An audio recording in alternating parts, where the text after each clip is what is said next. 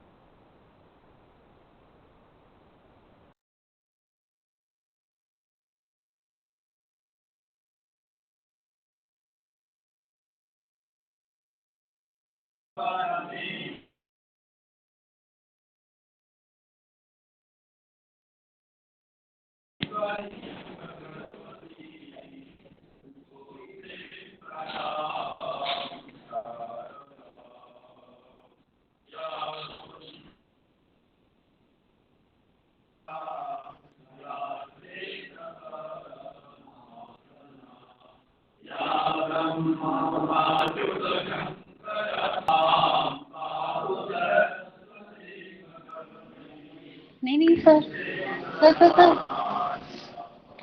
Sir मैं announce करूँ।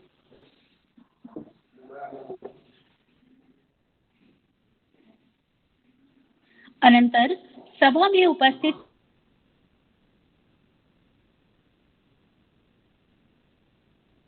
सम्मानित मंच को अलंकृत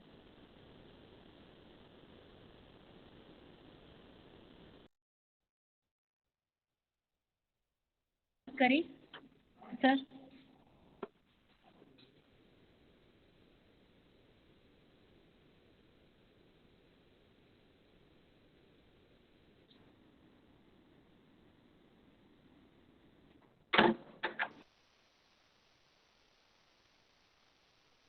कार्यक्रम में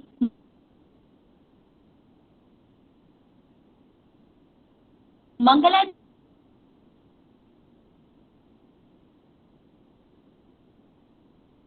की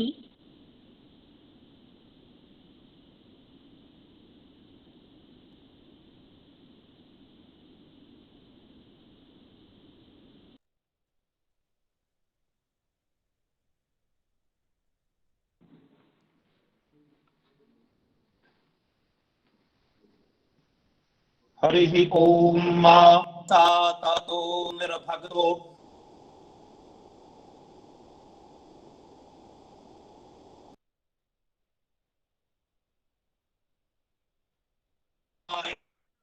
विष्णुर्व्यगरपुस्ततरैष्टुभेन छन्दसा ततो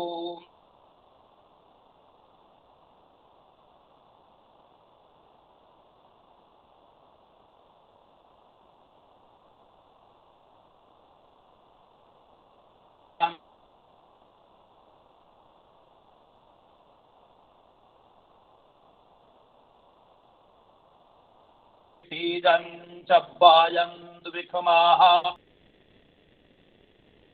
नमस्वा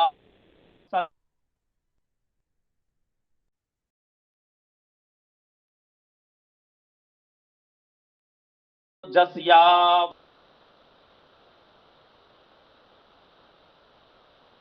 प्रेतामन्नवा वर्ते हरिः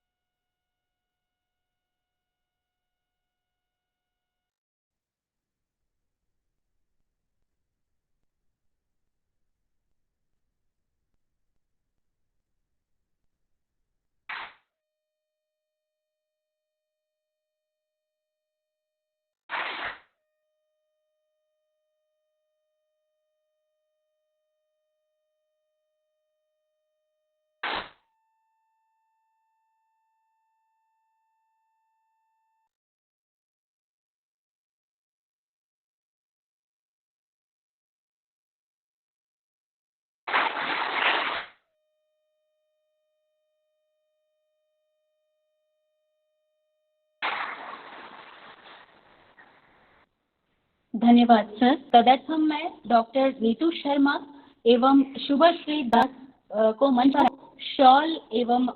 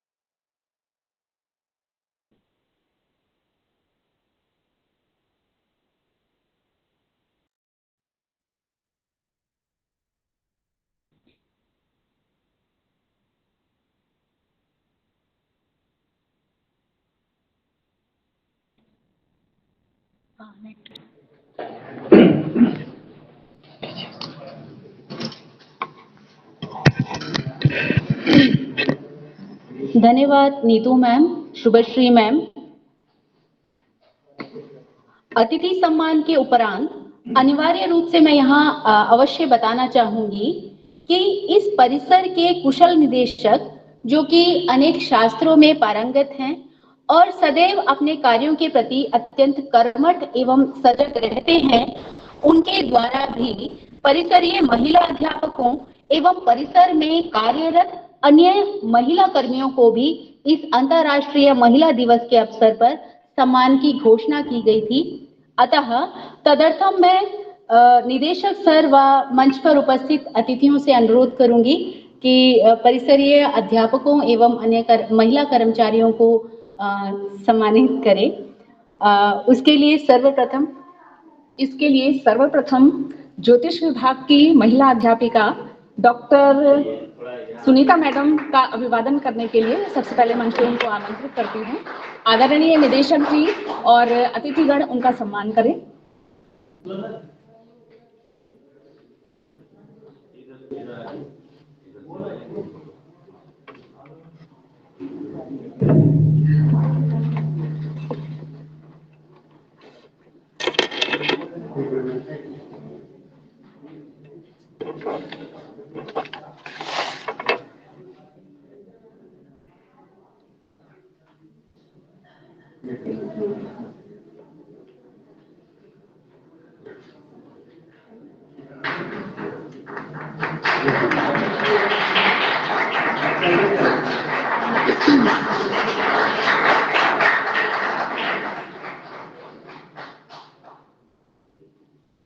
इसी क्रम से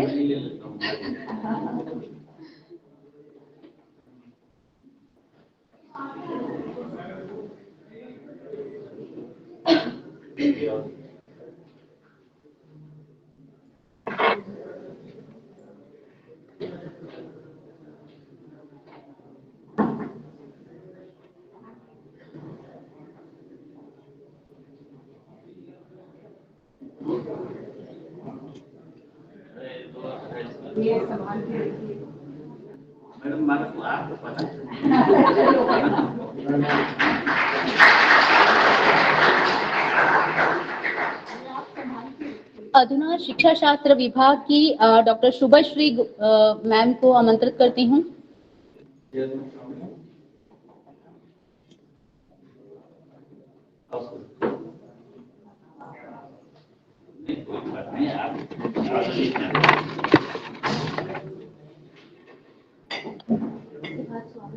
ये हमारी शिष्या भी है।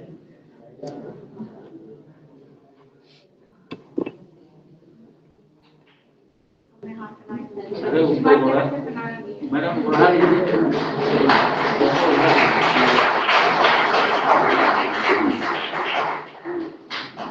शिक्षा शास्त्र विभाग की ही संतोष गोदड़ा मैम को मैं आमंत्रित करती हूँ मंच पर।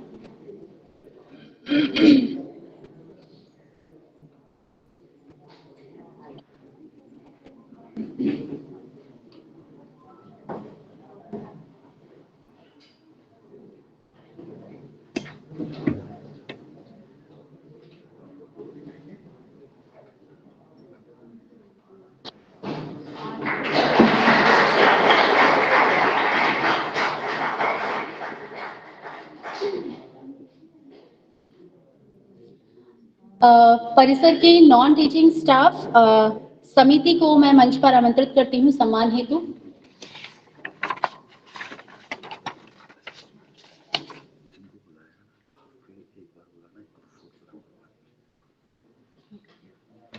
सम्मान के बाद बुलाना, बीच में कभी नहीं बुलाना।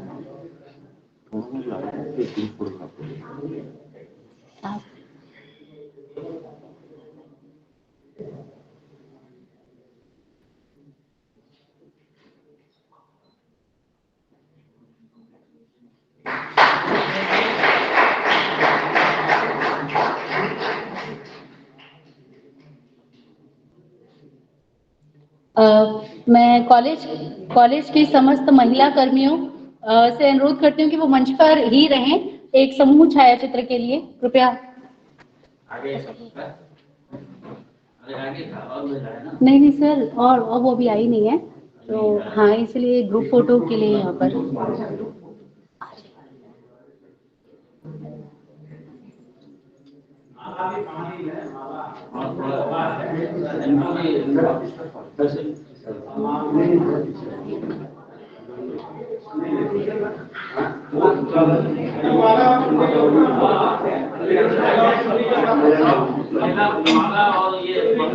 और ये पीछे करते हैं।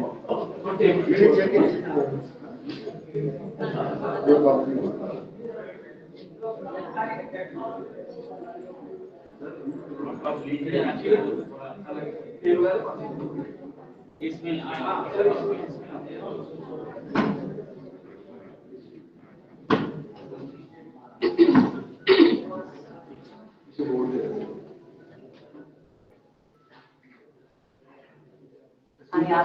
आप इस तरफ आए, आप मुझे इधर आए।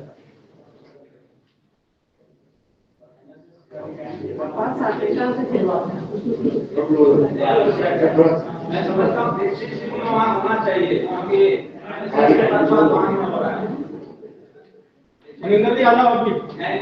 बात है। माला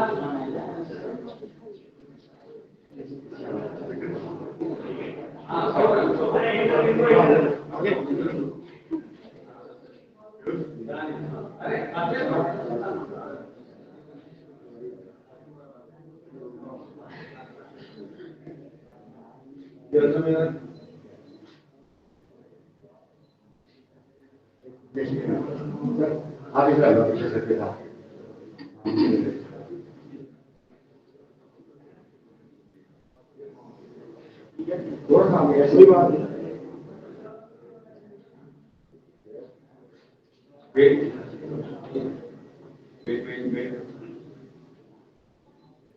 Thank you.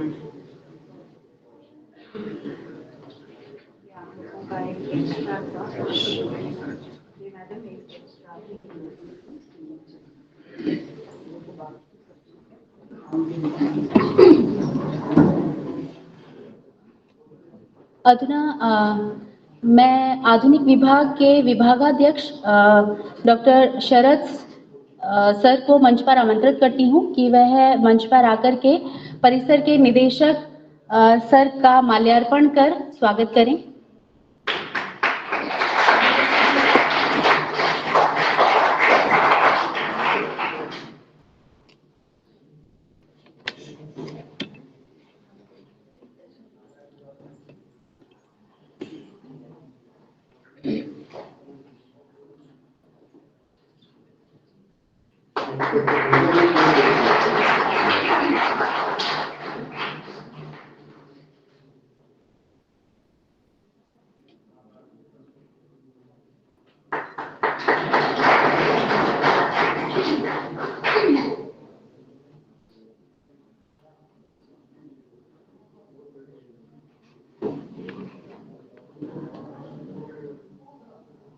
धन्यवाद सर।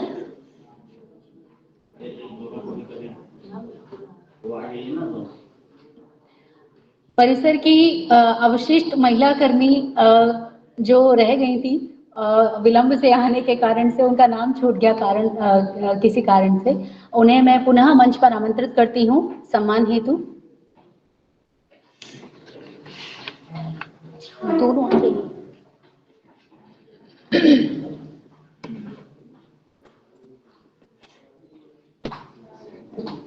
इधर से आना था।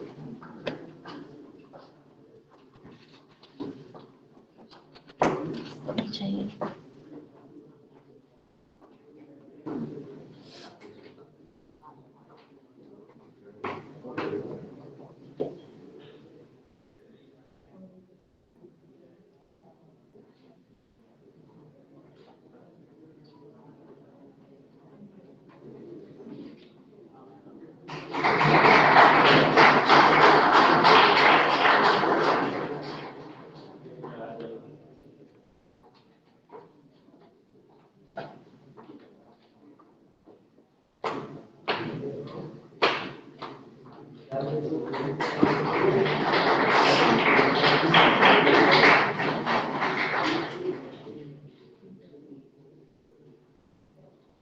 धन्यवाद सर, धन्यवाद मैम। मंचस्थ अतिथिगण के स्वागत भाषण हेतु मैं साहित्य विभाग की डॉक्टर नीतू शर्मा को मंच पर आमंत्रित करती हूँ कि मंच पर जो अतिथिगण हमारे साथ विराजमान हैं उन सबका स्वागत करें। नमस्कार। स्वागत के इस क्रम में मैं सर्वप्रथम केंद्रीय संस्कृत विश्वविद्यालय के माननीय कुलपति प्रोफेसर श्रीनिवास वरखेड़ी महोदय का स्वागत करती हूं, जो अंतर्जालीय माध्यम से हमारे इस कार्यक्रम से जुड़े हुए हैं।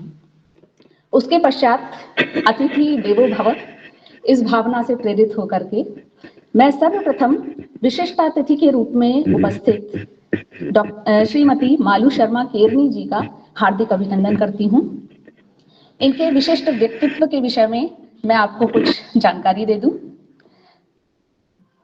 श्रीमती मालू शर्मा जी महिला कॉलेज गांधीनगर से स्नातक और बीएड इन्होंने किया हुआ है। पत्रकारिता में स्नातकोत्तर डिप्लोमा करने के पश्चात लोक प्रशासन में एमए उपाधि इन्होंने प्राप्त की। उसके बाद करियर की शुरुआत की दृष्टि से देखा जाए तो सिटी केबल से समाचार वाचन का आरंभ किया। बाद में टेक वन चैनल जी कश्मीर में भी इन्होंने समाचार का वाचन किया है। रेडियो दूरदर्शन में अनेक भेंट वार्ताएं कार्यक्रमों का संचालन भी इन्होंने किया है। वर्तमान में स्टेट टाइम्स साप्ताहिक पत्रिका की संपादिका हैं, स्टेट टाइम्स वीडियो पोर्टल की हेड हैं और वरिष्ठ संवाददात्री हैं। आपका इस मंच पर हार्दिक अभिनंदन है मैडम। इसके पश्चात मुख्य अतिथि के रूप में यहाँ विराजित हैं प्रोफेसर दीपशिखा कोतवाल, जो कि पूर्व विभागाध्यक्षा अंग्रेजी विभाग जम्मू विश्वविद्यालय में कार्यरत थी। 44 वर्षों का इनका अध्यापन संबंधी अनुभव है। विशेषज्ञता का जो क्षेत्र है वो भी ये दर्शनीय है। Women's writing, Victorian fiction and gender studies, और अनुसंधान का क्षेत्र इनका है विमेन्स के ऊपर ही इन्होंने विशेष रूप से कार्य किया है। इसके अतिरिक्त इन्होंने सेंटर फॉर वुमेन स्टडी की ये डायरेक्टर रही हैं और साथ ही director law school, chairperson campus cultural committee, convener publication cell, academic coordinator Bhaderwah campus central university और डीन स्कूल ऑफ लैंग्वेज की ये विशेष रूप से इनका जो कार्य रहा है, सक्रिय भूमिका रही है, वो सराहनीय रही है। आपका इस मंच पर हार्दिक अभिनंदन मैडम। इसके पश्चात हमारे परिसर के निदेशक महोदय प्रोफेसर मदन मोहन झा जी, जिनकी सक्रियता से सभी लोग परिचित हैं, उनकी प्रेरणा और उनके इस प्रयासों से ये कार्य इस प्रकार से यहाँ मंच में फलीभूत हो रहा है, इसके लिए मैं उनका हार्दिक अभिनंदन करती हूँ और इस मंच पर स्वागत करती हूँ। यहाँ पर विराजमान सभी विभागाध्यक्षों, वेद विभागाध्यक्ष, व्याकरण विभागाध्यक्ष, साहित्य विभागाध्यक्ष, ज्योतिष विभागाध्यक्ष, दर्शन विभागाध्यक्ष, आधुनिक विषय विभागाध्यक्ष और शिक्षा शास्त्र विभागाध्यक्ष का भी इस मंच से मैं अभिवादन करती हूँ, उनका स्वागत करती हूँ। परिसर के सभी हमारे सहकर्मी, हमारे सहयोगी, सारे अध्यापकगण, महिला अध्यापिका, इन सभी का मैं इस मंच से स्वागत करती हूँ। राष्ट्रीय सेवा योजना की दोनों इकाइयों के जो कोऑर्डिनेटर हैं डॉक्टर योगेंद्र दीक्षित जी और डॉक्टर मनिंदर जी, इन दोनों का इस मंच पर मैं हार्दिक अभिनंदन करती हूँ। इसके अतिरिक्त यहाँ उपस्थित सारे छात्रों का और जो भी यहाँ पर कार्यालयीन कर्मचारी उपस्थित हैं, उन सबका इस मंच पर हार्दिक अभिनंदन करती हूँ। धन्यवाद। धन्यवाद नीतू मैम। मंच पर उपस्थित विशिष्ट अतिथि के रूप में श्रीमती मालू केरनी जी, जो कि संपादिका हैं एवं वरिष्ठ संवाददाता हैं स्टेट टाइम्स में, उनको मैं मंच पर आमंत्रित करती हूँ विशिष्ट अतिथि उद्बोधन हेतु।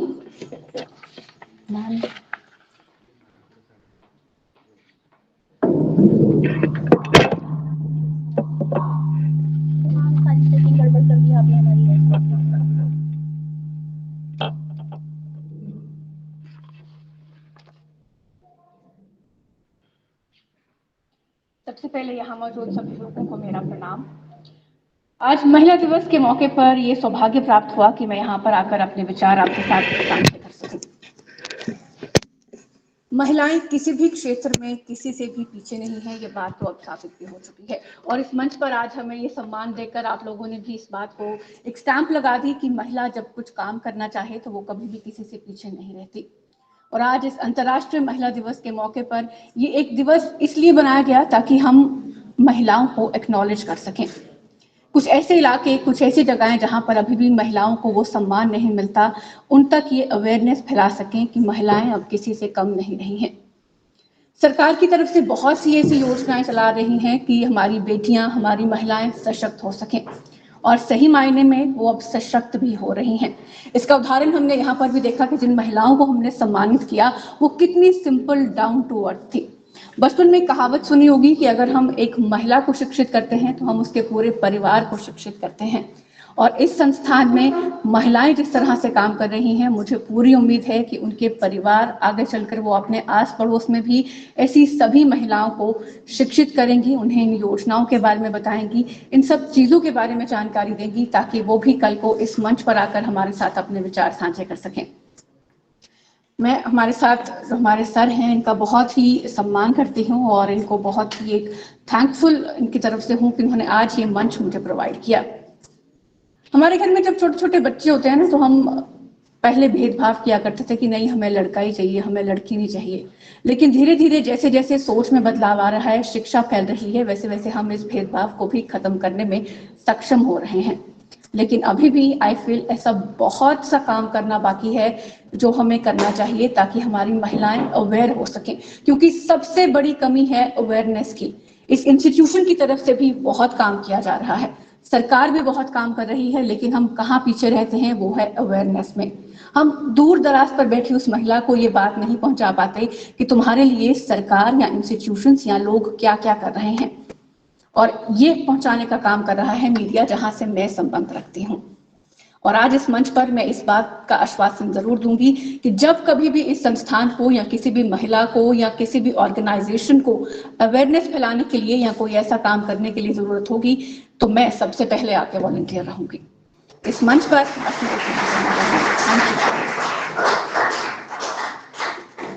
Thank you so much ma'am. Ma'am ने महिला सशक्तिकरण के विषय को बहुत सुंदर तरीके से हमारे सामने रखा और साथ ही अपने द्वारा दिए जाने वाले सहयोग को भी यहाँ पर उन्होंने कहा, उसके लिए thank you so much ma'am. अधुना मुख्य अतिथि संबोधन हेतु मैं प्रोफेसर दीपशिखा कोतवाल जी को आमंत्रित करती हूँ, जो कि जम्मू विश्वविद्यालय के अंग्रेजी विभाग में विभागाध्यक्षा रही हैं। उनको मैं मुख्य अतिथि भाषण हेतु मंच पर आमंत्रित करती हूँ। Ma'am.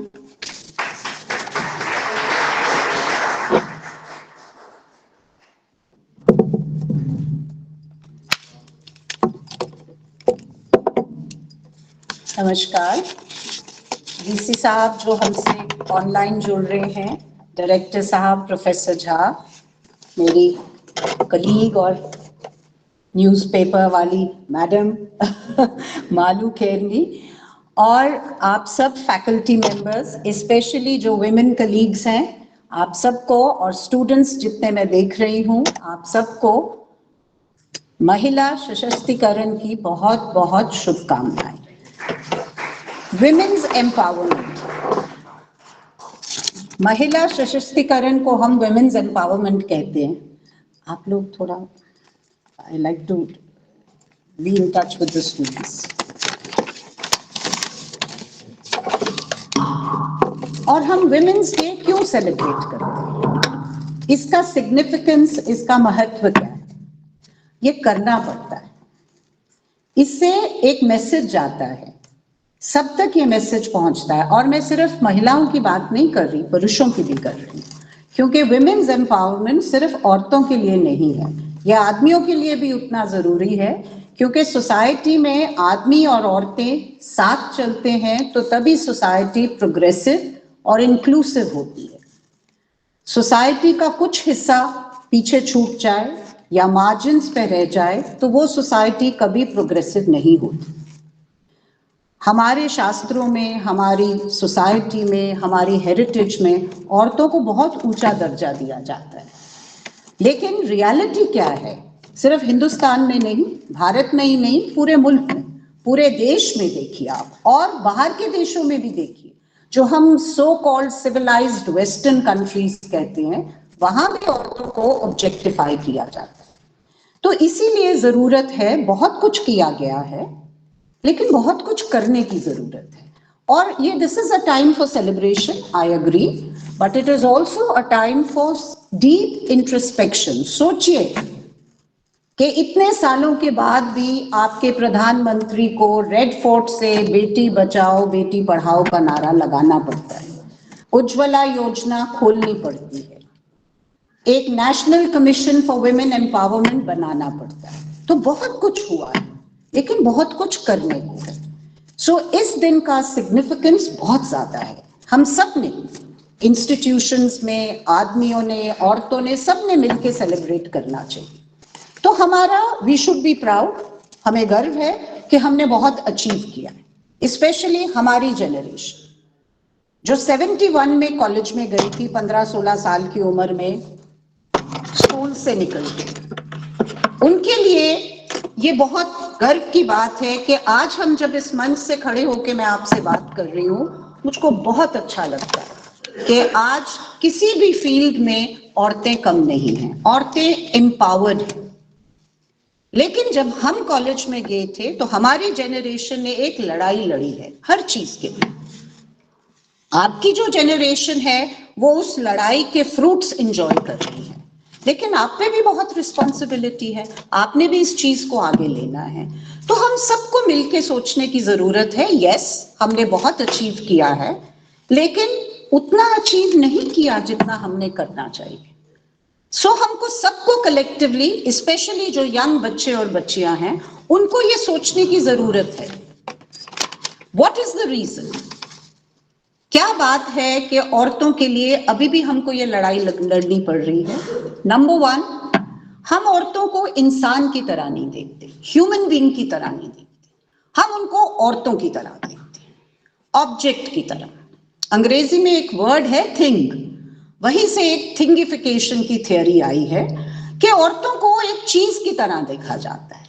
They are not treated as individuals, they are not treated as human beings. वो माँ है, वो बेटी है, वो बहन है, उसके अलावा वो कुछ नहीं है, वो इंसान नहीं है। आदमी भी तो भाई है, आदमी भी तो बेटा है, आदमी भी तो हस्बैंड है, लेकिन हम ये आदमी के लिए क्यों नहीं कहते? तो ये एक हमारा माइंडसेट है जो हम औरतों को ऑब्जेक्ट की तरह देखते हैं, आदमी को हम ऑटोनमस ह्यूमन बीइंग की तरह देखते हैं, इंडिपेंडेंट आदमी। वो शादी भी करता है, उसके बच्चे भी होते हैं, लेकिन वो उसकी लाइफ का एक पार्ट है। औरत की लाइफ का वो कंप्लीट पार्ट बन जाता है, उसके अलावा उसकी कोई औकात, कोई आइडेंटिटी नहीं रहती। तो पहले तो इसको फाइट कीजिए। नंबर 2, एक स्टीरियोटाइपिंग होता है। जेंडर स्टडीज में हम वर्ड यूज करते हैं स्टीरियोटाइप।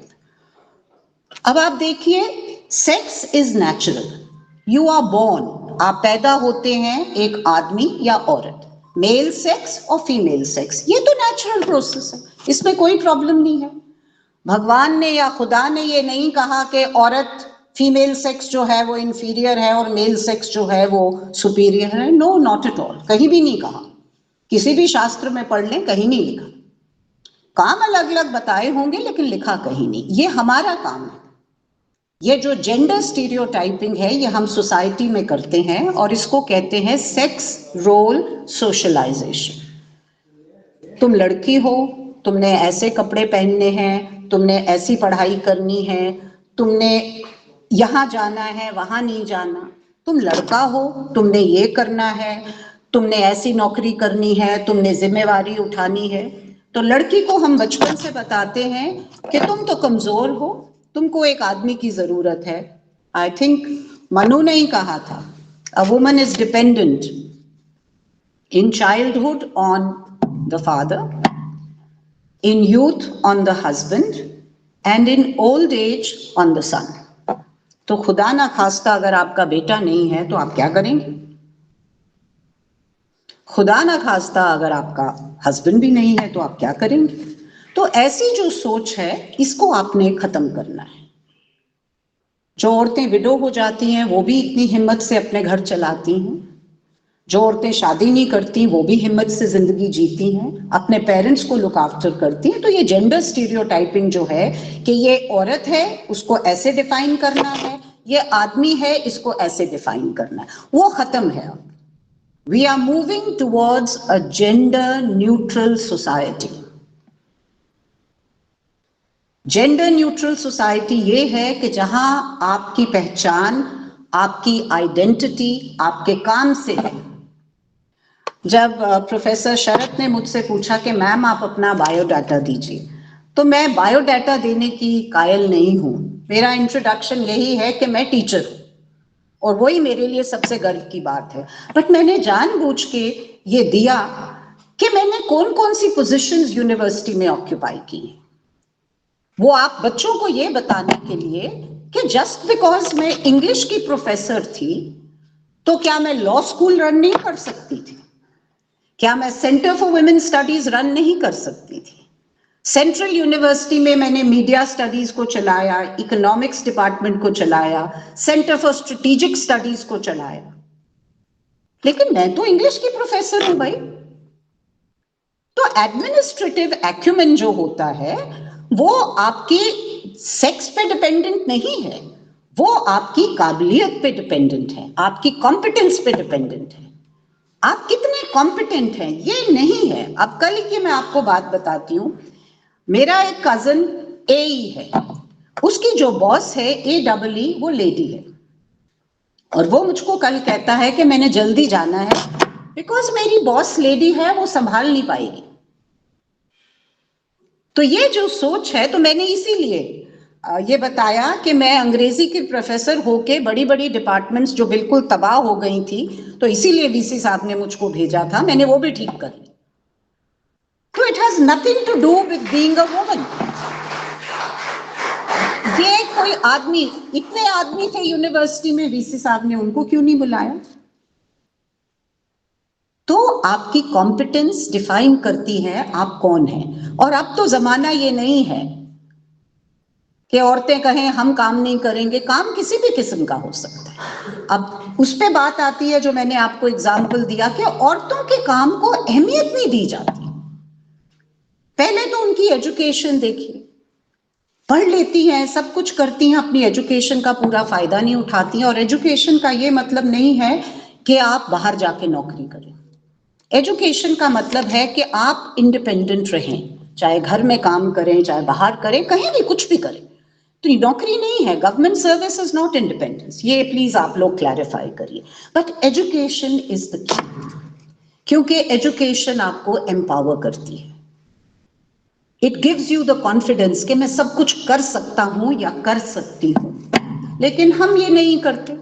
बेटियां पढ़ती हैं, फिर उनकी शादी हो जाती है तो बस जी पढ़ाई खत्म हो गई। फिर उनके इन लॉज पे डिपेंडेंट है वो काम पढ़े कि नहीं पढ़े। ऑफिसेज में अगर औरतें काम करती हैं, ये क्लासिक एग्जाम्पल है कि हम यहाँ नहीं जा सकते, हम वो नहीं कर सकते, हम ये नहीं कर सकते। फिर जो आदमी ऑफिस में होते हैं वो ये बोलते हैं कि भाई ये तो जॉब करती हैं, सैलरी लेती लेकिन काम नहीं करती। तो ये चीजें औरतों को छोड़नी पड़ेंगी। You have to be competent. People don't look at you. People look at what you do. आप में कैपेबिलिटी कितनी है, तो औरतों को ये जरूरी है। फिर घर में जो औरतें काम करती हैं उनको आप हाउसवाइफ कहना बंद कीजिए। Housewife is a derogatory term. Call her a home maker. सबसे ज्यादा काम वो औरत करती है जो घर में रहती है, सबको लुक आफ्टर करती हैं, सबका खाने का ध्यान रखती हैं, सबके कपड़े प्रेस करके देती, हर चीज का वो ध्यान रखती है। और हम उनको डिग्रेड करते हैं, ये कुछ नहीं करती। आप ये सोचिए कि अगर आपके घर में आपकी माँ ना हो या आपकी वाइफ ना हो फुल टाइम, या आपकी सिस्टर ना हो, आपका क्या होगा? तो एक औरत अकेले घर का लुक आफ्टर करती है, जिसमें बुजुर्ग भी होते हैं, बच्चे भी होते हैं, गेस्ट्स भी होते हैं, सब कुछ होता है। तो मैं तो कहती हूँ जितना अच्छा मैनेजमेंट औरतों का है किसी का भी नहीं। लेकिन हम क्या कहते हैं, ये कुछ नहीं करती। जरा मेरा रिक्वेस्ट है अपने मेल कॉलीग से, एक दिन घर संभाल के देखिए, सब घर कोलैप्स हो जाते हैं। तो पहले तो औरतों के काम को डेनिग्रेट करना बंद कीजिए, ये एक्सेप्ट कीजिए। और इसमें मैं इस पे आऊंगी, ये औरतों की भी इसमें थोड़ी गलतियां हैं कि हम अपने आप को ऐसे प्रिटेंड करते हैं। लड़ाई झगड़े वाली बात नहीं है, ये पर्सपेक्टिव की बात है। So we should not denigrate a woman's work, this is very important.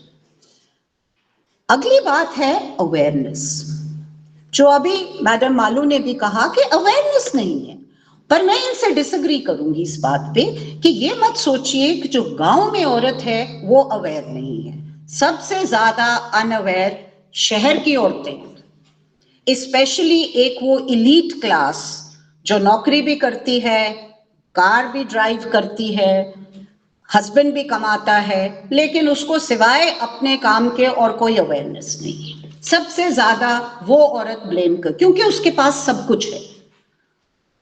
Feminism का एक कॉन्सेप्ट है, lift as you climb.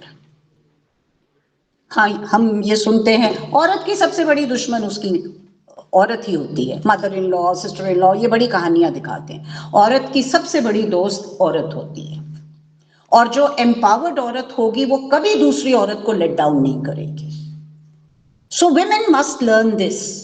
We are sisters together. Lift as you climb. अगर आप कहीं पहुंचे हैं, किसी मुकाम पे पहुंचे हैं, तो आप कोशिश कीजिए कि आपने जो सीखा है वो दूसरों तक पहुंचे। तो ये एक चेन बन जाती है। आप गांव की औरतें देखिए, कोई एजुकेशन नहीं है, कोई डिग्री नहीं है, लेकिन अकेले सब संभाल रही हैं। मैं भदरवाह से हूं, वहां खेतों में औरतें काम करती हैं, घरों में औरतें काम करती हैं, शॉल भी बुनती हैं, कंबल भी बुनती हैं, सब कुछ करती हैं। आदमी ज्यादातर पहाड़ के गप्पे मारने में माहिर होते हैं, ताश खेलने में माहिर होते हैं। तो वो तो बड़ी एम्पावर्ड औरतें हैं, हम तो कुछ भी नहीं करते। हमारे पास एजुकेशन है, हमारे पास पैसा है, हमारे पास एक अच्छा लिविंग स्टैंडर्ड है। हमने क्या कंट्रीब्यूट किया सोसाइटी को? सो चाहे आप टीचर हैं, चाहे आप कोई भी प्रोफेशनल हो, if you are a woman, if you are a real woman, it's your responsibility to ensure कि जो मैंने सीखा है मैं आगे उसको पास ऑन कर सकूं। तो ये चीजें बहुत जरूरी हैं कि औरतों में सबसे ज्यादा अवेयरनेस हो। अब आप देखेंगे कि औरतों का भी कसूर नहीं है, इतने सेंचुरी से औरतों को दबा के रखा हुआ है। क्या कहा जाता है? पराया धन। अभी भी सरप्राइजिंगली कुछ घरों में अभी भी है, ये कमजोर है। मेरी एक स्टूडेंट थी पंजाब से, बठिंडा से शायद, उसका कद 6 फुट था और अच्छी तगड़ी पंजाबन औरत थी। उसके फादर यहाँ बीएसएफ में पोस्टेड थे।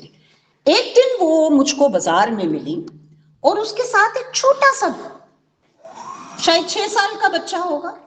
तो मैंने उससे कहा कि अच्छा मनप्रीत, तुम अपने भाई को घुमाने के लिए लाई हो? कहती नहीं मैम, मेरी माँ ने इसको मेरे साथ भेजा है क्योंकि मैं अकेले बाजार नहीं जा सकी। अब मैं उस छोटे से बच्चे को देख रही थी, वो इतना डरा हुआ था क्योंकि वो सोच रहा था ये इतनी लंबी भूत जो है, मैं इसको कैसे बचाऊंगा। लेकिन माइंडसेट देखिए, वो अच्छी एक किसी को लगा दे तमाच तो वो उल्टा पड़ जाता, लेकिन माँ बाप कहते नहीं भाई को लेके जाओ। और अब उस छोटे से 6 साल के बच्चे को देखिए, वो शुरू से ही उसके सिर पे बोझ डाल दिया, तुमने बहन को प्रोटेक्ट कर। You know, there is a saying, men and women are both caged in the steel cage of masculinity and femininity. अब वो जो छोटा सा बच्चा है उसको भी तो आपने केज में डाल दिया कि तुम्हारे पे तो जिम्मेवारी है क्योंकि तुम आदमी हो, तुमने औरतों को प्रोटेक्ट करना है, तो वो जिम्मेवारियों से ही मर जाते हैं बेचारे। आदमियों को सबसे ज्यादा बीपी होता है, शुगर होता है, कार्डियक अरेस्ट होता है। इसका रीजन आप लोगों को पता क्या है?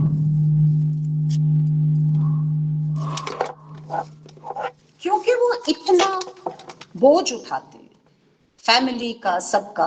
तो ये जेंडर डिफरेंसेस जो है ये बहुत गलत है। Men and women are partners, they complement each other. ये नहीं है कि औरतें आदमियों पे बोझ हैं। अगर औरत को ये कहा जाता है तुम कमजोर हो, मैं तो ये कहूंगी तुम शाहीन हो, और पहाड़ों की चट्टानों पे तुम्हारा वजूद है। She can do anything, she can fly anywhere, she can, women who dream become visionaries. जिन बच्चियों को आप ड्रीम्स पालना सिखाते हैं वो आगे जाके बहुत बड़े बड़े काम करती हैं। आप प्लीज लुक अराउंड, आसपास देखिए। अब Europe is in the midst of a horrible war. किन की वजह से? सब आदमी हैं वहां। अगर औरतें लीडर्स होती तो उनकी सोच और होती है। ये भी औरतों को सीखना है। Why do we want an inclusive society? हम क्यों चाहते हैं कि आदमी औरत को बराबर का हक हो? क्योंकि औरतें एक तरह सोचती हैं, आदमी दूसरी तरह सोचते। तो जब दो सोच मिलेंगी उसमें से कुछ नया निकलेगा। इसीलिए औरतों को एम्पावर करना जरूरी है, लेकिन औरतों को भी ये अवेयरनेस जरूरी है कि हम सब कुछ कर सकते। लेकिन उसमें अब आप बच्ची को बचपन से 20 साल तक यही बताते रहें कि तुम कमजोर हो, तो उसको टाइम लगेगा ना। अब आप बचपन में बच्ची को लक्ष्मीबाई, झांसी की महारानी की वो कविता सुनाएं, खूब लड़ी मर्दानी वो तो झांसी वाली रानी थी, और आप झांसी में जाएं, ग्वालियर में जाएं, हर मार्केट प्लेस पे रानी लक्ष्मीबाई की वो लगी है स्टैचू, और घोड़े पे बैठी हैं, हाथ में तलवार है, सिर पे बांधा हुआ है, कफन ही बांधा था ना उन्होंने, और पीछे पीठ पे अपने बच्चे को रखा हुआ है। तो वो देख के आपको ये फीलिंग आती है कि हम पावरफुल हैं, हम कंप्लीट हैं। अब ये जो हमको हिस्ट्री पढ़ाई जाती है, अब आप इसका स्पेलिंग देखिए, HISTORY, हिज स्टोरी। हिस्ट्री को आप ब्रेकअप करिए 2 वर्ड्स में, हिज स्टोरी। अब मैंने जो हिस्ट्री बुक्स पढ़ी हैं उसमें कहीं एक लाइन नूरजहां के बारे में, एक लाइन रानी लक्ष्मीबाई के बारे में, एक लाइन अहिल्याबाई के बारे में, ज्यादा अशोक, समुद्रगुप्त, पोरस, फिर अकबर, जहांगीर, ये सब आदमी। तो हिस्ट्री को हर स्टोरी बनाई। They were great women in history. उनको हमने इरेज कर दिया, छुपा दिया, क्योंकि हमने हिस्ट्री लिखी पेट्रियार्कल, आदमियों के नजरिए से। तो वो सब औरतें कहाँ हैं? गुमनाम हैं।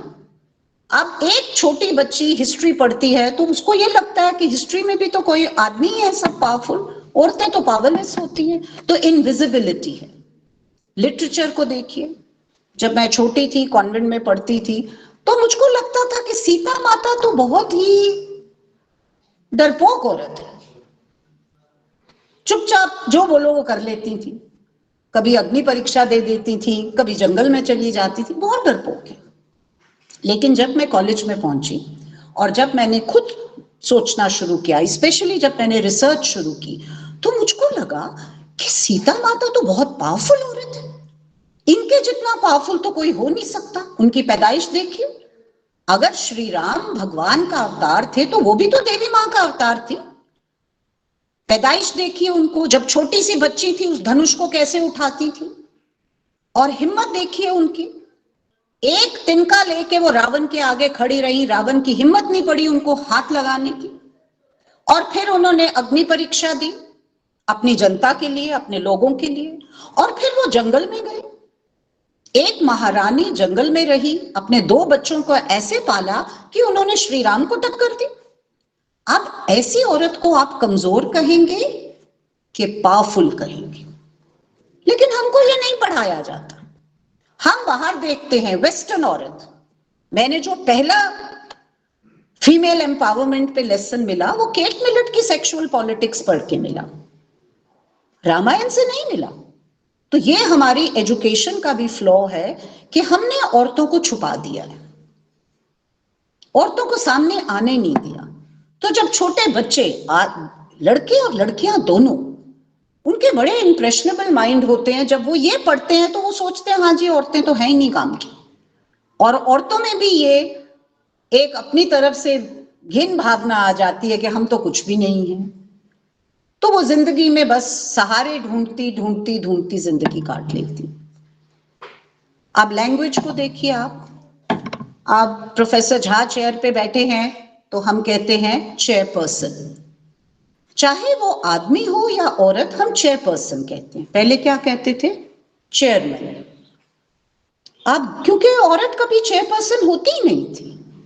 अगर औरत डॉक्टर होती थी तो हम कहते थे लेडी डॉक्टर है, वो भी एक बेइज्जती की बात है। डॉक्टर है भाई, आदमी भी डॉक्टर है, औरत भी डॉक्टर है। आपको मैंने हाउसवाइफ का एग्जाम्पल दिया।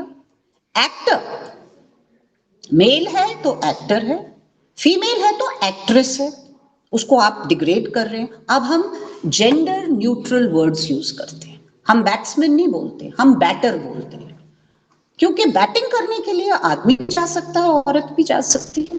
तो आपका लैंग्वेज भी रीओरिएंट हो रहा है। और हमने भी जब स्पेशली इंस्टीट्यूशंस में जब हम बच्चों बच्चियों से बात करते हैं, हमको बड़ा केयरफुल रहना है कि हम कोई ऐसा लैंग्वेज यूज ना करें which is derogatory to women. But बड़ी बार, क्योंकि हम लोगों को आदत नहीं है, बड़ी बार वो हो जाता है। Similarly media, when we were in school, अगर येजडी बाइक को बेचना होता था, एक औरत को खड़ा कर देते थे छोटी सी स्कर्ट पहन के। So she was used as an object. There were serials, अभी आप पाकिस्तान से सीरियल्स देखिए, look at the way women are treated. वो तो ऐसे लगता है कि औरत की कोई औकात ही नहीं है।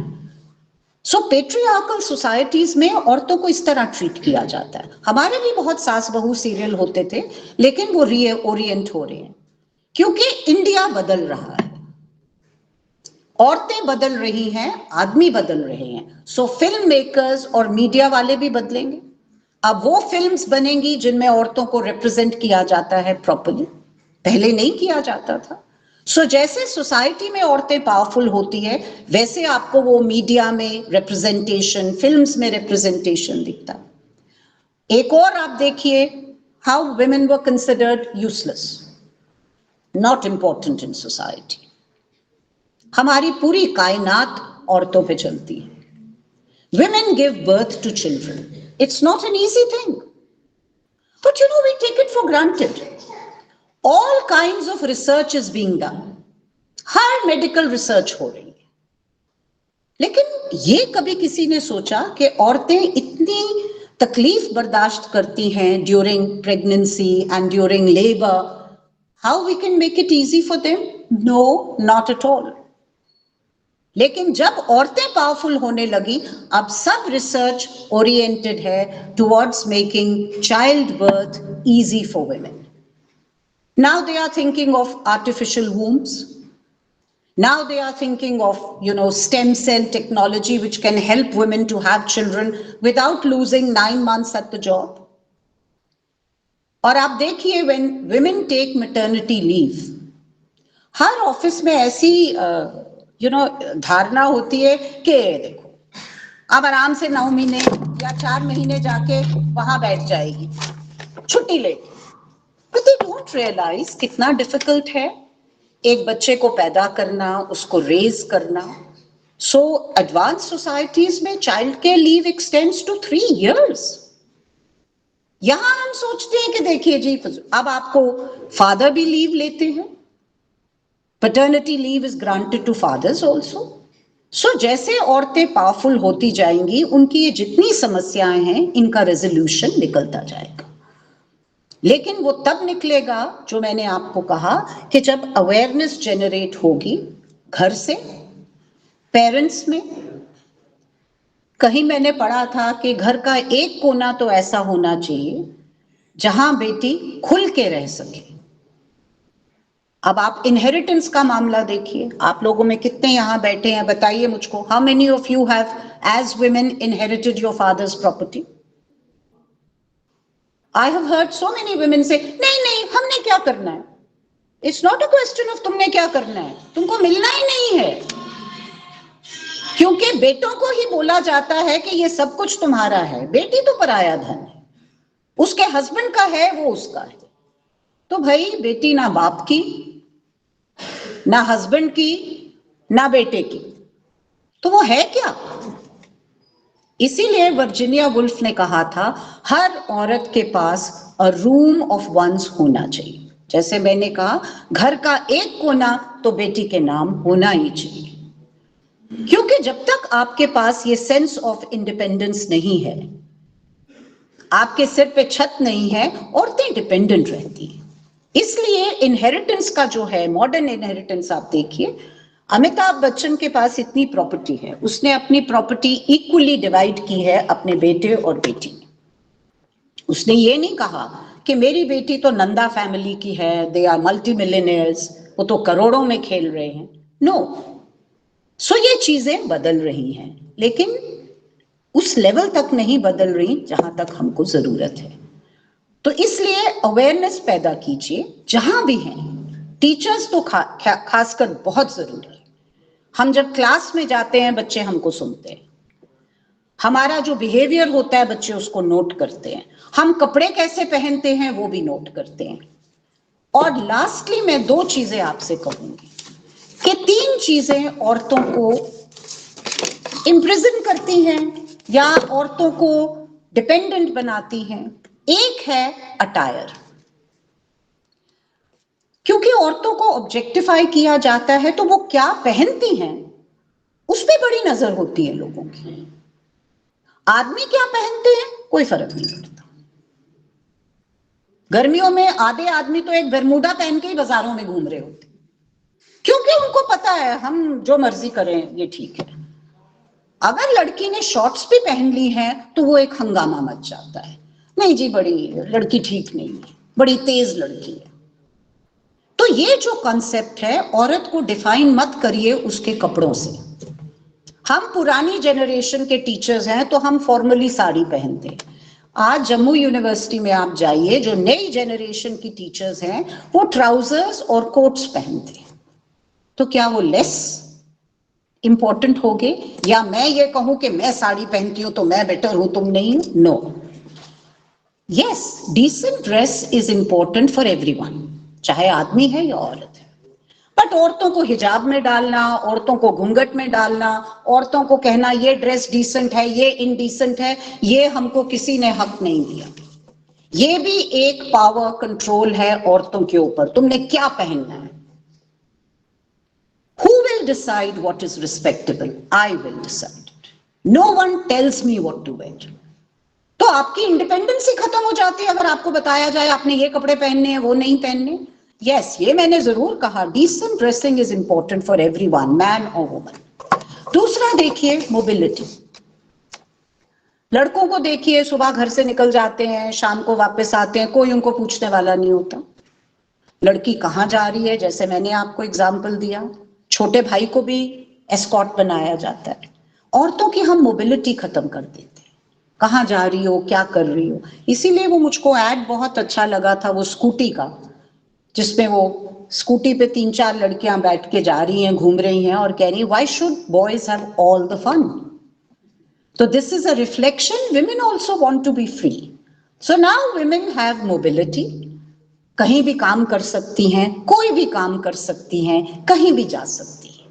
और लास्टली स्पेस। लड़का पैदा होता है, उसको पता है मेरे बाप का घर मेरा है। लड़की पैदा होती है, पहले तो उसको ये बोला जाता है कि इस घर में तुमने 20-21 साल ही रहना, इससे ज्यादा नहीं रहना, तो जहां पैदा हुई है वो भी उसका नहीं है, फिर उसको शादी करनी जरूरी हो जाती है। अगर वो अनमैरिड है तो उसको इंपॉर्टेंस घर में नहीं मिलती, अगर वो डिवोर्स्ड है या विडोड है फिर और प्रॉब्लम्स होती हैं। तो औरत के पास अपनी स्पेस जरूरी है। मैं बैंगलोर यूनिवर्सिटी में एक बार जेंडर वर्कशॉप में थी, वहां सब लड़कियां ग्रेजुएट एंड पोस्ट ग्रेजुएट थी। तो मैंने उन सब से पूछा कि जब आप क्या करना चाहती हैं, शादी करना चाहती हैं या जॉब करना चाहती हैं? सबका एक ही जवाब था, जॉब। अच्छा, आप जॉब क्यों करना चाहती हैं? फाइनेंशियल इंडिपेंडेंस के लिए। अच्छा, जब आपकी फाइनेंशियल इंडिपेंडेंस आएगी तो आप क्या करेंगी? Will you believe it, 60% of the girls said हमने अपना घर खरीदना है। तो ये सोच बदल गई है। अगर बाप का घर हमारा नहीं, हस्बैंड का घर हमारा कैसे हो सकता है? तो हमको अपना घर चाहिए। और ज्यादा से ज्यादा लड़कियां ये कह रही हैं कि हम अपने पेरेंट्स को लुक आफ्टर करेंगे, हम अपना घर बनाएंगे, अपनी लाइफ लीड करेंगे। तो फिर शादी कंपल्शन नहीं रहती, शादी चॉइस हो जाती है। फिर बेटी को ये नहीं लगता कि अगर मेरी शादी नहीं हुई या मुझको जबरदस्ती शादी करनी है, तब उसको लगता है कि शादी भी बहुत इंपॉर्टेंट है, लेकिन वो मेरे लिए चॉइस है, अपनी मर्जी से होगी। और शादी भी वही सही होती है जिसमें हस्बैंड एंड वाइफ पार्टनर्स हो, एक दूसरे की रिस्पेक्ट हो, एक दूसरे की स्पेस हो, एक दूसरे की आइडेंटिटी हो। तो this is how India is changing. इस तरह नहीं प्राइम मिनिस्टर मोदी हर जगह औरतों को इंपॉर्टेंस दे रहे हैं। आर्मी में औरतें हैं, उनकी फाइनेंस मिनिस्टर, उनकी डिफेंस मिनिस्टर भी पहले औरत थी। आप देखिए किस तरह बदल रहा है समीकरण। ये इसलिए बदल रहा है बिकॉज औरतें आगे आ रही हैं। सो नेवर फील लड़के हैं या लड़कियां, ये तो सबको सोचना है कि अगर हम सब एम्पावर्ड हैं तभी हमारी सोसाइटी अच्छी है और हमारी लाइफ अच्छी होगी। So empowerment is the key and understanding how we get that empowerment is important. तो जो 5, 6, 7, 8 पॉइंट्स थे जिनसे हम ये चीजें बदल सकते हैं, वो मैंने आपके आगे रखे। और आई होप बिकॉज यंग लोग जो हैं उनकी सोच और जैसी होती है, आपको भी लगे कि यस, इन चीजों के बारे में अगर हम सोचें और इनसे हमको कोई फायदा मिले और हमारे आसपास जो लोग हैं उनको फायदा मिले, तो that will be very good. और कोई भी पेरेंट नहीं चाहता कि मेरी बेटी डिपेंडेंट रहे, बट उनके पास ये जरिया नहीं होता कि किस तरह अपनी बेटियों को एम्पावर करें। अब ये कहना कि जी हमारी बेटी बाहर अनसेफ है इसलिए हम उनको प्रोटेक्ट करते हैं, तो डर के रहोगे, हमेशा अंदर छुपे रहोगे। पहले तो सोसाइटी को चेंज करिए, बिकॉज जो लोग सोसाइटी में ये वायलेंस करते हैं औरतों के खिलाफ, वो भी तो घरों में से आते हैं। उनकी भी तो परवरिश किसी माँ ने की थी। इसीलिए माँ अगर एम्पावर्ड है तो उसके बच्चे भी एम्पावर्ड होते हैं। लेकिन लड़कियों को डरा के नहीं रखना है आपने, लड़कियों को आप एम्पावर कीजिए। किसी की हिम्मत कैसे पड़ेगी लड़की को कुछ करने की अगर वो एम्पावर्ड है? तो हमेशा पुलिस की तरफ देखना, हमेशा लोगों की तरफ देखना is not the answer. There are schools जहां बच्चियों को मार्शल आर्ट सिखाया जा रहा है। So people are becoming empowered and that is a very good sign.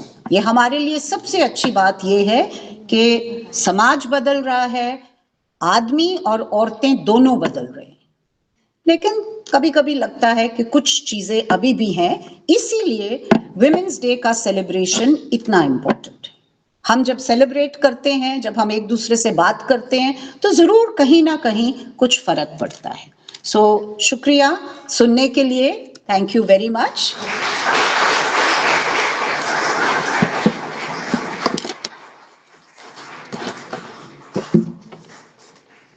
Thank you so much, ma'am. It was really very informative and wonderful lecture.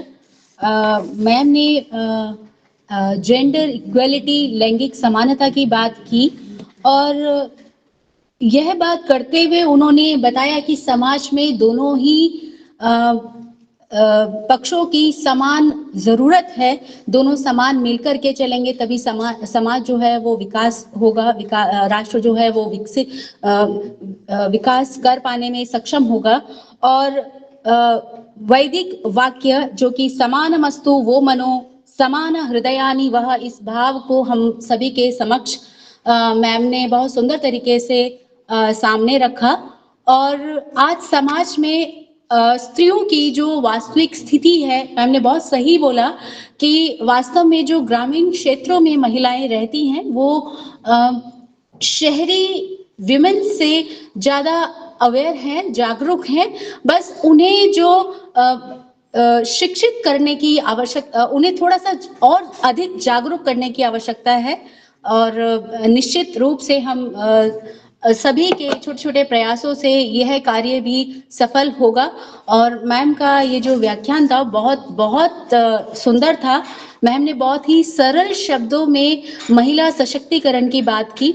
निश्चित रूप से क्योंकि कॉलेज अब ऑफलाइन मोड में आ चुके हैं, सभी छात्र छात्राएं कॉलेज में आना प्रारंभ कर चुके हैं, तो मैम जैसे हमें आगे और अवसर मिलेगा तो हमारे साथ साथ जो कॉलेज के छात्र हैं वो भी महिला सशक्तिकरण जैसे विषयों पर जो व्यूज आपने दिए उनको फिर से एक बार सुनना चाहेंगे। और मैम इसके लिए हम आपको फिर से एक बार कष्ट देंगे। तो thank you so much ma'am.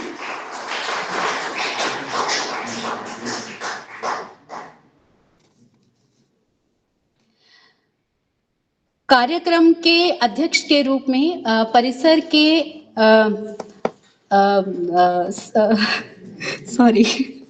Director sir professor Madan Mohan Jha sir हम सभी के बीच में मंच पर उपस्थित हैं। अध्यक्षीय भाषण के लिए मैं उनको आमंत्रित करती हूँ सर।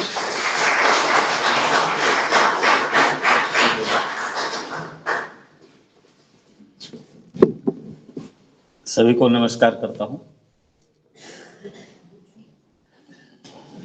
वह कि विद्या समस्तास्तव देवी भेदाः स्त्रियः समस्ता सकला जगत्सु, वास्तविकता भी है। और आज संपूर्ण जगत इस बात को मानता है कि ज्ञान जो विद्या समस्तास्तव देवी भेदाः, हे देवी तुम्हारे ही जितनी भी विद्याएं हैं, ज्ञान विज्ञान है, सब आपकी ही एक भेद है, एक वर्ग है, एक स्वरूप है। और आज जैसा कि मैडम ने भी बताया, आरंभ ही किया था, जो जिस तरह हमारी महिला हैं और पुरुष हैं, दोनों ही बहुत ही आवश्यक है, अंग है एक संपूर्ण दुनिया का या संपूर्ण प्रकृति का, संपूर्ण चराचर का। वास्तविकता भी वही है। न शिव पूर्ण होता है, यदि शिवा न शक्ति नहीं है तो शिव भी पूर्ण नहीं है, और शक्ति भी शिव के बिना पूर्ण नहीं है। जब वहीं से आदि स्वरूप से स्त्री और पुरुष के दोनों को महत्व को बरकरार रखा है, बनाए रखा हुआ है, तो इस युग में तो वास्तविकता यही है कि बहुत सारे जब विदेशी आक्रमणकारियों के कारण इस महत्व को घटा दिया गया, नहीं तो हमारी भारतीय संस्कृति जो है वह तो महिलाओं के सम्मान पहले भी करती थी, आज भी करती है। वह हमारी संस्कृति ही वही है, क्योंकि हम महिलाओं को जब शक्ति स्वरूपा मानते हैं तो हम आज पुनः महिलाओं को सशक्तिकरण की जरूरत क्यों पड़ी? क्योंकि हम तो आदिकाल से ही, जब सारे देवता कुछ न कर सके तो भगवती का स्मरण करके उसको अवतरण के लिए निवेदन किया, और भगवती अवतार लेके सभी दुष्टों का नाश किया था। तो इसका मतलब उस समय हमारे संस्कृति में ही वो है कि हम उनके शक्ति को मानते हैं। ये जो बीच में कुछ व्यवधान आया वो तो भारतीयता नहीं है, वो विदेशी आक्रमणकारियों के कारण एक भ्रम फैला दिया गया है था, जिसको पुनः हम इसको हटा के अलग कर रहे हैं। इसी बात को हमारे केंद्रीय संस्कृत विश्वविद्यालय में भी हमारे कुलपति आचार्य प्रोफेसर श्रीनिवास बरखेड़ी जी ने भी इस वर्ष संपूर्ण विश्वविद्यालय स्तर पर महिलाओं को सम्मानित करने का निर्णय लिया था। और आज ही 2 बजे जो केंद्रीय कार्यक्रम है हमारा महिला दिवस का, उसमें वो सभी वर्ग के महिलाओं को सम्मानित का नाम घोषित करेंगे, जो इस वर्ष इन महिलाओं को पुरस्कार दिया जाएगा महिला दिवस के अवसर पर। उसमें उन्होंने हर वर्ग के महिलाओं को लिया है, केवल अध्यापक नहीं, जो अध्यापक हैं हमारे पूरे संस्थान में वो सभी डायरेक्टर से नॉमिनेशन मांगा गया था। और उसमें जो शिक्षकेतर कर्मचारी हैं उनमें से उस वर्ग में भी, इतने ही नहीं, आउटसोर्सिंग महिलाएं जो है काम कर रही है हमारे विभिन्न कैंपसों में, उस वर्ग को भी सम्मानित करने के लिए, पुरस्कार के लिए नॉमिनेशन मांगा गया था। और जिसका आज ही 2 बजे से जो हमारा केंद्रीय कार्यक्रम, एक अनोखा प्रयोग भी हमारे कुलपति जी का है कि जब हम 12 कैंपस हैं तो कोई भी कार्यक्रम एक अकेले कैंपस क्यों मना ले, हम पूरे सभी कैंपस लेवल पर मनाते हैं एक साथ। तो जो अपना अपना कैंपस का कार्यक्रम है वो कर लेते हैं। और जैसे मातृभाषा दिवस हमने मनाया था अखिल भारतीय स्तर पर, पूरे सारे कैंपस मिलके, ऑर्गेनाइजर हमारा ही कैंपस था। उसी तरह इस बार अंतर्राष्ट्रीय महिला दिवस को जयपुर कैंपस हमारा जो है वह मना रहा है और 2 बजे से उसका कार्यक्रम है जिसमें सभी कैंपस भाग लेते हैं। तो इस तरह से जो कार्यक्रम का आयोजन किया है, ये हमारे वर्तमान कुलपति जी की सोच है, जो उन्होंने संपूर्ण कैंपस को ही एक यूनिवर्सिटी मानते हैं और उसी दिशा में उनका कार्य भी हो रहा है। और इस अंतर्राष्ट्रीय महिला दिवस के अवसर पर भी उन्होंने सभी कैंपस में कार्यरत अध्यापक कर्मचारी, महिला कर्मचारी, और जो अध्यापन कार्य में नहीं है, कार्यालयी कार्य में है उनको, और जो अन्य आउटसोर्सिंग से महिला कर्मचारी काम कर रहे हैं हमारे संस्थान में, उनको पृथक पृथक रूप से सभी कैंपस से मंगवा के उनको पुरस्कार देने की घोषणा की है। आज ही पुरस्कार के नामों की घोषणा भी शायद कुलपति जी करेंगे।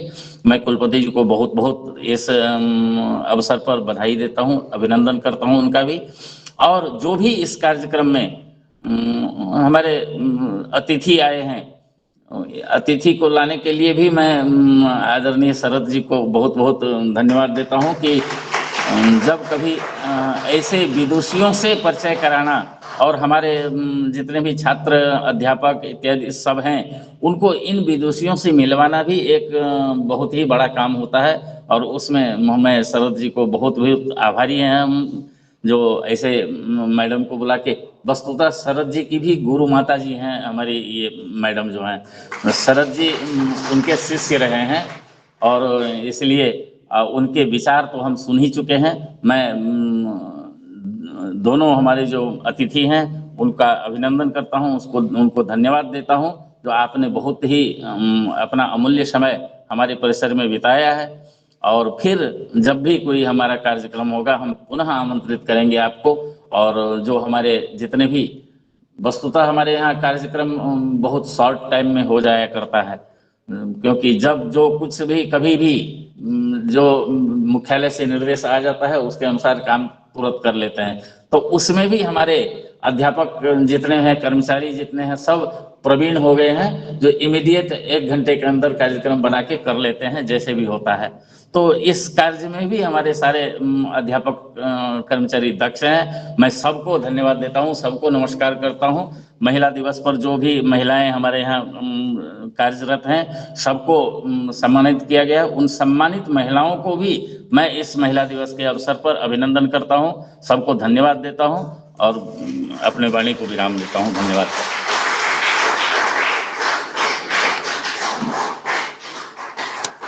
धन्यवाद सर। मैम, सर आपके एक छोटे से प्रयास, जो कि परिसर में कार्यरत महिलाओं और जो अन्य महिलाएं कार्यरत हैं परिसर में, उन सभी को छोटे से सम्मान के द्वारा आज जो आपके द्वारा एक छोटा सा प्रयास किया गया वो अत्यंत ही श्लाघनीय है, प्रशंसनीय है। और उसके लिए हम सभी, मैं सभी की ओर से आपका बहुत बहुत धन्यवाद करती हूँ।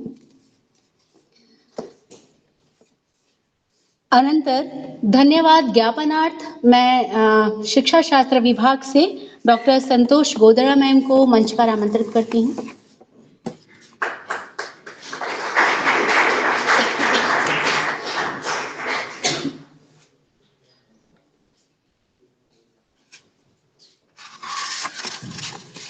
आज पहली बार मुझे धन्यवाद के लिए यहाँ आमंत्रित किया है, तो खुशी भी है, थोड़ा डर भी है, पता नहीं किसी के बारे में कुछ ना।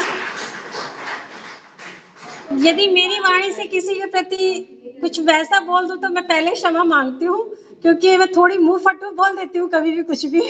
तो धन्यवाद देने से पहले मैं चंद लाइनें प्रस्तुत करूंगी और मेरी खुद की भी लिखी हुई कविता है। सर इजाजत है तो मैं पढ़ दूं आज?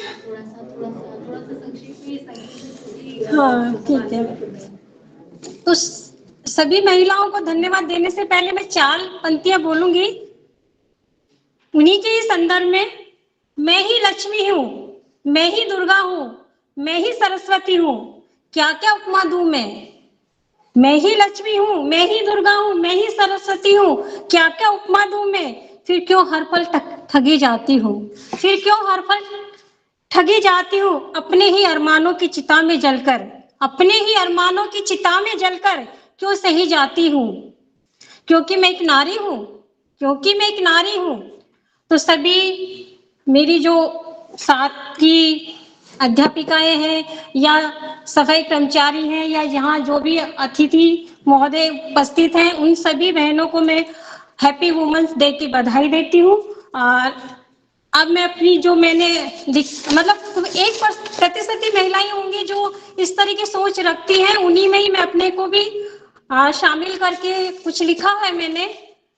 शायद आप समझ पाओगे कि मैं क्या कहना चाहती हूँ। मैं किसी चिर परिचित की मोहताज नहीं हूँ, मैं किसी चिर परिचित की मोहताज नहीं हूँ, ना ही चंद सिक्कों से नापी तुली हूँ, ना ही चंद सिक्कों से नापी तुली हूँ, अपनों ही परायों से लड़कर आगे बढ़ी हूँ, अपनों और परायों से ही लड़कर आगे बढ़ी हूँ मैं। हाँ दिन रात खुद की समझ से संभली हूँ मैं, हाँ दिन रात खुद की समझ से संभली हूँ मैं क्या हूँ, क्या कर सकती हूँ, मैं क्या हूँ, क्या कर सकती हूँ, मुझसे बेहतर कोई नहीं जानता। मैं क्या हूँ, क्या कर सकती हूँ, मुझसे बेहतर कोई नहीं जान सकता। अरे किस सोच में डूबे हो, अरे किस सोच में डूबे हो। मैं कल वाली नारी नहीं, आज वाली नारी हूँ। मैं कल वाली नारी नहीं, आज वाली नारी हूँ मैं वो मर खाकर घर की 4 दीवारी में, मैं वो मर खाकर घर की 4 दीवारी में घुट घुट कर रोने वाली नहीं, ना ही सरेआम बदनाम होकर दोहरी नीति सुनने वाली हूं मैं आंख से निकली वो चिंगारी हूं, मैं आंख से निकली वो चिंगारी हूं जो समाज की चंद कमजोर ठेकेदारी की सोच से मैं बहुत परी हूं। अरे किस सोच में डूबे हो, मैं कल वाली नारी नहीं, आज वाली नारी हूं। शायद तुम सोच रहे हो, शायद तुम सोच रहे हो हार जाऊंगी, शायद तुम सोच रहे हो हार जाऊंगी, डर कर बैठ जाऊंगी। आओ मुकाबला करो, आओ मुकाबला करो, घर में तो क्या हर क्षेत्र में आगे हूँ, घर में तो क्या हर क्षेत्र में आगे हूँ, क्या देश क्या विदेश हर अधिकारों में अव्वल हूँ, क्या देश क्या विदेश हर अधिकारों में अव्वल हूँ। यूं राह में अकेला समझकर, यूं राह में अकेला समझकर खेल कर तो बता, यूं राह में अकेला समझकर खेल कर तो बता, सजाए काले पानी हूँ, सजाए काले पानी हूँ। अरे किस सोच में डूबे हो, मैं कल वाली नारी नहीं, आज वाली नारी हूँ। तो ये मेरी खुद की स्वयं की रचना थी। धन्यवाद के रूप में मैं सर्वप्रथम तो हमारी कुलपति महोदय को धन्यवाद करूंगी कि उन्होंने हम नारियों के सम्मान के लिए, चाहे किसी भी तबके की कोई भी कार्य वगैरह करते, उनके सम्मान के लिए ये अंतर्राष्ट्रीय महिला दिवस पर रखा। और मैं अपने डायरेक्टर सर को भी धन्यवाद देती हूँ कि आज मतलब इन 5 सालों में मैंने पहली बार देखा कि यहाँ मतलब छोटा बड़ा नारी के हिसाब से नहीं देखा गया, चाहे सफाई कर्मचारी के रूप में ममता जी हैं या शीला जी। जब मैंने उनको देखा कि वो सम्मानित होने के लिए आए तो बड़ी खुशी, मतलब आज तक अब इतनी खुशी इनके चेहरे पे नहीं देखी कि उनको भी आज सम्मान यहाँ दिया गया। तो मैं डायरेक्टर सर को बधाई देती हूँ, क्योंकि हम लोग तो कभी भी सम्मानित हो जाती हैं, क्योंकि हम अध्यापिका है, हमें कहीं ना कहीं गेस्ट के रूप में बुलाया जाता है तो सम्मान हमें मिलता है। लेकिन आज उनके जो चेहरे पे मुस्कुराहट थी वाकई में कमाल की थी। यहाँ जो विशिष्ट अतिथि के रूप में श्री मालू केरनी जी हैं, तो मालूम करते एक बार मैडम मुझे बता दीजिए, क्योंकि मैंने जो अपने दिमाग में बिठाया है तो विशिष्ट अतिथि के रूप में श्रीमती मालू है। यदि मैं अपने शब्दों में उनके लिए बयां करूं, यदि मैं अपने शब्दों में उनके लिए बयां करूं तो लगता है कि ये बगिया की खिलती हुई वो कली है जो अपनी मुस्कुराहट से सबको मोहित कर रही है। ये बगिया की वो खिलती कली है, या कह सकते हैं कि गुलदस्ते का वो गुलाब है जो ऐसे खिला खिला सा बैठा हुआ और सबको मोहित कर रहा है। तो इन्होंने जो महिलाओं को अवेयरनेस के बारे में जो बताया था, वाकई में हमें समझना चाहिए, सोचना चाहिए। तो इनकी वाणी भी मुझे बहुत अच्छी लगी। और मुख्य अतिथि के रूप में दीपशिखा जी, जो एक दीपक की लौ के समान अपनी जो मतलब जिस तरह से उन्होंने अपना मत रखा शुरू से लेके एंड तक, जो भी चाहे घर परिवार बाहर वगैरह जैसे भी हो, जिस शालीनता से और जिस नम्रता से या जिस सोच से उन्होंने जो बात, सब समझते हैं उस चीज को, लेकिन महिलाओं को एक घर की चार दीवारी के रूप में ही अभी भी पसंद करते हैं। आज हम चलो इतना पढ़ के यहाँ तक पहुंचे हैं, लेकिन फिर भी हमें वही घूंघट में रहना पड़ेगा, वही अदब से मतलब हम एक ससुराल में हम उटपटांग कपड़े नहीं पहन सकते, हमें साड़ी में ही देखना पसंद करते हैं, एक वेस्टर्न ड्रेस में पसंद नहीं करते। तो दीपशिखा जी, मैं आपकी जो वो बातें हैं मुझे मतलब बचपन से लेके अब तक वो सारी घूमने लग गई थी। तो थैंक यू, शायद और औरों के दिमाग में भी आई होंगी, तो मैं उनको भी बहुत धन्यवाद देती हूँ कि उनका जो मत था वाकई में माइंड ब्लोइंग था। इस साथ ही कहते हैं ना कि कहीं भी कोई भी प्रोग्राम करें तो मंच को सुशोभित करने के लिए जिन जिन सहयोगों की आवश्यकता होती है उन सबको मैं धन्यवाद देती हूँ, जो चाहे विद्युत कर्मी हो, चाहे मशीन के पास जो बैठे हैं रिकॉर्डिंग वगैरह कर रहे हैं, या फिर ये जो जिस तरह की व्यवस्था जिन भी कर्मचारियों ने करी उन सबको भी मैं धन्यवाद देना चाहूंगी। साथ ही जो यह शालीनता से या शांत रूप से बैठ के जो भी छात्र वगैरह है वो सुन रहे हैं और समझने की कोशिश कर रहे हैं कि वाकई में महिलाओं के लिए ऐसा प्रोग्राम होना चाहिए। इस परिसर के जितने भी विभाग अध्यक्ष वगैरह, चाहे मनोज जी सर हो, चाहे व्याकरण विभाग के हो, वैसे हमारे एचओडी भी विभाग अध्यक्ष भी है हमारे, तो इनको भी मैं धन्यवाद देती हूँ। साथ ही मेरे जो सहकर्मी हैं, जो मेरे साथ अध्यापक वगैरह हैं या मैडम वगैरह हैं, उनको भी मैं धन्यवाद देती हूँ कि जिस तरह से इस कार्यक्रम की व्यवस्था वगैरह करी वाकई में बहुत अच्छी है। और यदि कोई छूट गया है मेरे से धन्यवाद के लिए तो मैं क्षमा चाहती हूँ। मैं सभी को एक तहे दिल से धन्यवाद देती हूँ कि सबों ने इस कार्यक्रम को सुशोभित किया, और अपने आप को भी धन्यवाद दे देती हूँ कि मैंने कोशिश करी। धन्यवाद।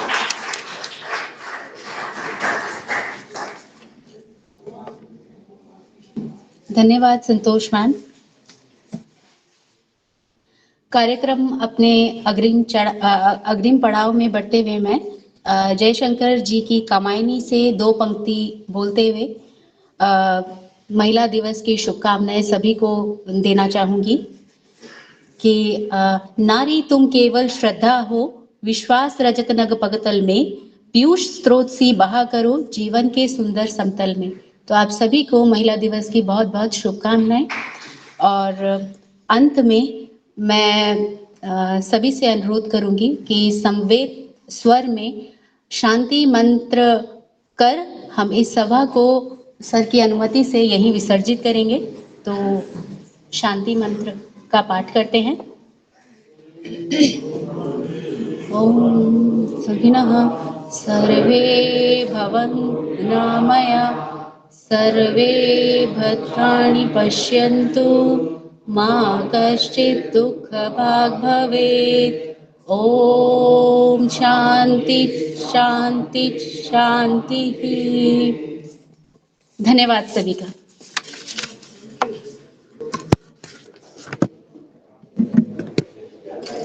Thank you so much, ma'am. It was really, ma'am, it was really nicely done. Thank you so much, ma'am.